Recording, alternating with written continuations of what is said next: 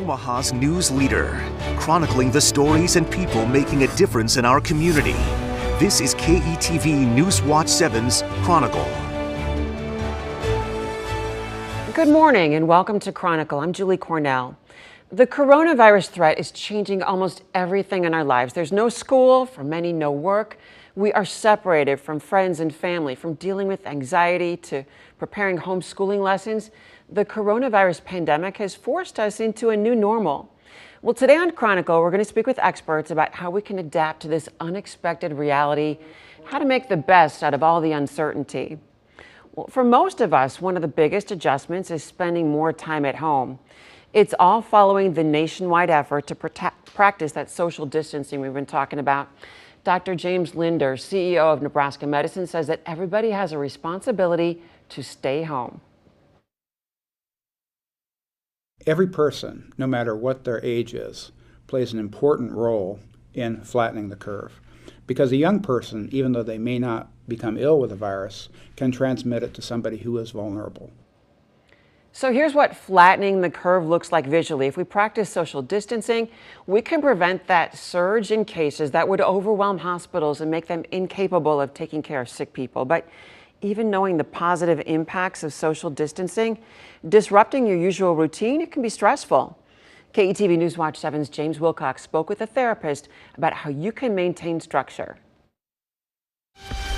Across the nation, aggressive action to take on the coronavirus. We're dealing with a health crisis unlike anything we have seen before. All the major sports leagues now suspended. So if you're feeling uneasy, stocks in a free fall, the Dow tumbling 10%. That's normal. It would almost be unusual if there wasn't some anxiety about this. Karen Williams is a mental health therapist for CHI Health. She says everything that's going on can impact our bodies and our brains. So make sure to address it. We feel like we have to have all the answers for our kids, for ourselves, for everybody, and sometimes that's just not possible. Williams says don't put added pressure on yourself and keep some routines. Structure can help with mental stability. Whether there's a crisis or not, is that structure is our friend. When we have a routine, we feel psychologically more safe. I don't think there's ever been a time when that's more relevant. And remember, you're not in this alone. It's new to all of us. It's scary. So don't be afraid to talk to someone. We just have to be as smart as we can about it and do the best we can and treat each other well along the way. In Omaha, James Wilcox, KETV Newswatch 7. Excellent advice. We are making adjustments here at KETV Newswatch 7 as well. We are following guidelines for social separation. So while I'm in the studio, Rob McCartney is at the Rail and Commerce Building across from 7 Burlington Station. We're continuing the conversation about COVID-19 now, and with me is Dr. Ahmad Alsakov. He's a psychiatrist with CHI Health. Dr. Alsakov, thanks for being here. And we're talking about people coping with this. We talk about social distancing, but we don't want emotional distancing. What do you tell people to get them through? My pleasure. Thank you very much for having me. I think at this time it's really difficult to maintain activities that are healthy for our minds and our body. When you cannot go to work for a lot of people, when you cannot go to the gym for a lot of people, a lot of social activities you cannot do. Luckily, we have a lot of ability to still take care of ourselves, maintaining healthy life, whether in terms of taking care of our relationships. I think it's an opportunity for us, for example, to enhance the family ties over the past few decades with the revolution of all kinds of media resources. You find people who live in the same household don't interact much with each other. I think that's an opportunity for us to re-explore that. People who live in the household with other people, not necessarily family, you could do that. You could try to focus on doing hobbies that could be done indoors, for example, or not, with a lot of people. You could practice some physical exercise even in your house, aerobics, for example. Some of us have small gyms in their residence. You could do that. Well, I want to ask you, a lot of people are feeling anxious right now. There's a higher level of anxiety. Is that natural? Well, anxiety is a normal human emotion, and we really need that for our existence, for our survival. If I have no anxiety whatsoever, or if I have only little anxiety, I wouldn't really take care of what I need to take care of. Or I wouldn't, for example, in this time, I wouldn't take necessary precautions to avoid maybe contracting coronavirus or some other form of infection. The problem is once anxiety gets to a certain limit, that's when it starts becoming counterproductive. And then once it gets to a panic level, that's when it becomes quite disabling. When anxiety is too excessive, that's when we need to try to take care of it. I've heard some people, though, in this context say it's okay to panic. It's actually, we should panic because we need to really kind of rev the engine and get people motivated to move quickly. Is it okay to panic sometimes? I don't believe that panic is healthy at all. By definition, panic is extreme form of anxiety. And when you are struggling with extreme levels of anxiety, that negatively impacts your brain to function. And usually, you need that level of anxiety if you are about to be hit by a car. You don't need to think, you act reflexively. That kind of panic is not what we are talking about. So in my opinion, we need some level of anxiety to be able to do what we need to do to take care of ourselves, to worry about maybe contracting this, or maybe worry about how to take care of ourselves and our families and our loved ones during this difficult time. But we should manage our anxiety so that it's not excessive. You mentioned families. We hear a lot about how you ease your child's anxiety by giving them information. How much information is too much information for a child?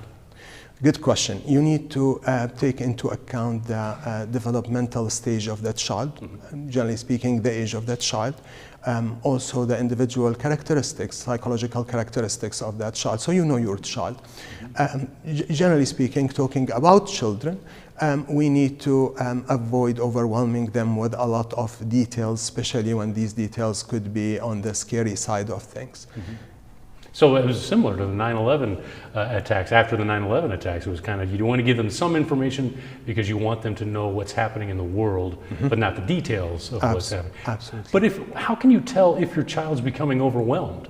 I mean, that they are seeing too much or focusing on too much. Yes, so I agree with you. In order for the child not to actually panic, they need to have some knowledge. If you are completely in the dark, that could cause anxiety. Also, to have some sense of control.